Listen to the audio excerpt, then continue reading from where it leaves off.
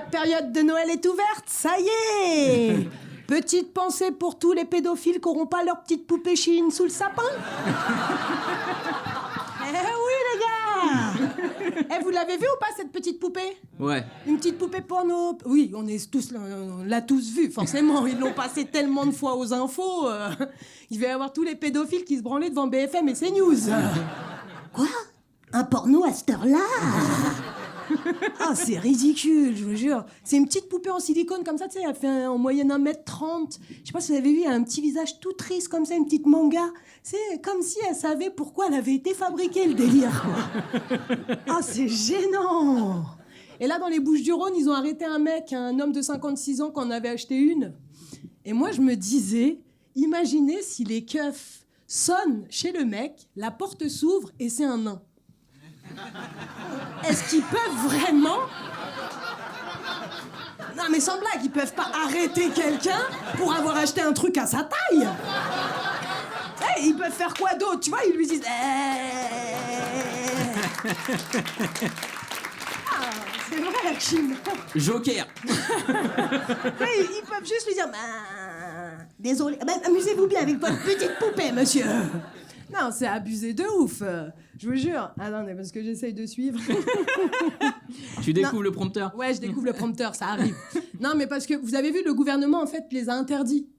Et moi, personnellement, je vous jure, si j'avais été ministre, je pense que je les aurais laissés en vente, les poupées. Mais j'aurais mis des petites lames de rasoir dans la teucha. Tu vois le délire? Et hop, extermination de tous les pédophiles de France. Allez, votez pour moi, s'il vous plaît.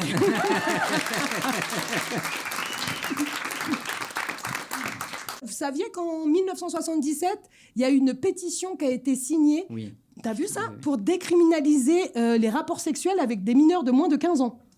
Ouais. Il y a plus de 80 politiques et intellectuels. Ouais. J'ai remis des petites guillemets et qui l'ont signé. Franchement, et si je commence à les citer tous, Hakim, je te tiens 4 chroniques. 4 chroniques. Jack Land, Françoise Dolto, il y a eu Jean-Paul Sartre. Ouais. Dis à Morgane que sa chronique est annulée, j'ai pas fini. Michel Foucault, il y a eu Bernard Kouchner, Madnef, ils y sont tous passés. Cohn-Bendit, non? Et oui, il devait être dedans aussi. Il a peut-être signé d'un faux nom, je sais pas, tu vois, mais il était dedans, le mec. Et même rien que cette année, vous avez vu le nombre de scandales qu'il y a eu par rapport à ça? L'affaire Le Squarneck. Je vous rappelez un petit peu, c'était un chirurgien pédiatre. 299 victimes. 299. Et il était à un doigt des 300. Ah ouf, ah ouf. Ah mais lui, ça m'a vénère parce que le mec, il a été couvert pendant 20 ans par l'omerta médicale et genre personne n'était au courant. Le mec, il faisait ses trucs sur des enfants qui étaient sous anesthésie et personne ne savait, personne n'a rien vu, tu sais. Les collègues, ils devaient passer devant la salle de réveil. Le Squarneck, il était allongé à côté d'un gamin en train de fumer sa petite clope. Mais personne ne savait. Personne ne savait, franchement. Et Betaram, vous avez entendu parler aussi de Betaram. Franchement, Bayrou, il était au courant de tout, il a menti, et rien, même pas une sanction, le mec. C'est abusé quand même, non? Ah, c'est abusé. Comme les enfants de Betaram, quoi. T'es venu choquer les gens, en fait. Oui. Si je viens pas les taper, faut les choquer, Hakim.